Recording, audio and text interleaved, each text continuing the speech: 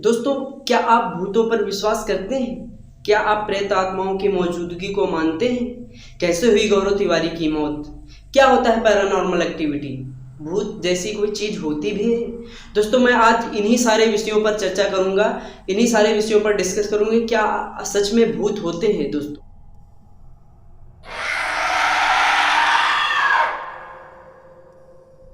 आप ये तो पहले से ही जानते होंगे कि आत्मा होती है। ये भी जानते होंगे कि आत्मा दो प्रकार की होती है, एक बुरी आत्मा, एक अच्छी आत्मा। दोस्तों, बुरी आत्मा हमेशा ही बुरे काम करने के लिए प्रेरित करती है और अच्छी आत्मा अच्छे काम करने के लिए प्रेरित करते हैं। दोस्तों, अगर इसे आधुनिक युग में देखा जाए तो हम पॉजिटिव और निगेटिव एनर्जी के नाम से भी जानते हैं दोस्तों, क्योंकि हम आधुनिक हो चुके हैं और प्रैक्टिकल भी हो चुके हैं। इसलिए हम भूत और प्रेत आत्माओं पर विश्वास नहीं करते हैं। लेकिन आज भी भारत ही नहीं बल्कि पूरे विश्व में तकरीबन 60% लोग ऐसे भी पाए जाते हैं जो इन सारी चीज़ों पर, प्रेत आत्माओं जैसी चीज़ों पर विश्वास करते हैं। दोस्तों, क्यों? क्योंकि आज अगर ऐसा विश्वास नहीं करते तो पैरानॉर्मल जो सोसाइटी बनी है ये नहीं होती। दोस्तों, होता क्या है, पहले हम लोग यानी कि पहले जो पूर्वज थे उनको जब ऐसी भूत प्रेत आत्माओं जैसी समस्याओं से जूझना पड़ता था तो इसके निदान के लिए वो तांत्रिक के पास जाते थे। आप प्रेत आत्मा यानी भूत या फिर प्रेत आत्मा जैसी चीज़ों को आप दूसरे ही साइंटिफिक तरीके से अगर बताया जाए, साइंटिफिक तरीके से आप ज़्यादा समझ पाएंगे। दोस्तों, मैं आपको बता दूं, हाँ, हमारे एनवायरनमेंट में पॉजिटिव और निगेटिव एनर्जी होती है। दोस्तों, इसको कैसे पता लगाएंगे कि हमारे एनवायरनमेंट में या फिर हमारे आसपास ऐसी कोई शक्ति मौजूद है? दोस्तों, इन सारी चीज़ों को कैप्चर करने के लिए आधुनिक उपकरण भी उपलब्ध हैं। दोस्तों, गैजेट आ चुके हैं जिनके माध्यम से हम ये जान सकते हैं कि हमारे एनवायरनमेंट यानी आसपास क्या ऐसी चीज़ें उपस्थित हैं। दोस्तों, मैं बता दूं गौरव तिवारी की मौत कैसे हुई थी। दोस्तों, गौरव तिवारी क्या थे? दोस्तों, गौरव तिवारी एक पैरानॉर्मल सोसाइटी के फाउंडर यानी सीईओ थे। भारत में ही नहीं बल्कि Canada, Australia, United state America, सारी जगह पर ऐसे प्रोग्राम करते थे, रियलिटी शो करते थे और जितने भी भूत प्रेत आत्माओं जैसी समस्याओं से लोग जूझ रहे होते हैं उनको उनकी समस्या का निदान भी करते थे। दोस्तों, लेकिन उनकी मौत क्यों एक मिस्टीरियस बन गई, क्यों उनकी मौत की गुत्थी नहीं सुलझ पाई, ये एक अपने आप में बहुत ही बड़ा सवाल खड़ा करता है कि क्या है, क्या अगर भूत आत्माएं नहीं हैं तो उनकी मौत कैसे हुई?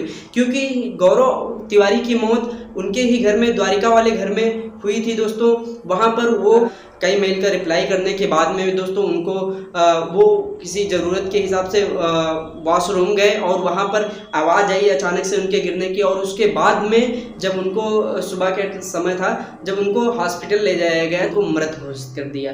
दोस्तों, मैं बता दूं पोस्टमार्टम की रिपोर्ट में भी ये क्लियर नहीं बताया गया था कि उनकी मौत जो है सुसाइड है या फिर कोई और तरीकों से या फिर कोई और कारणों से मौत हुई। हालांकि उन्होंने नॉर्मली ये कह दिया था ये एक सुसाइड है।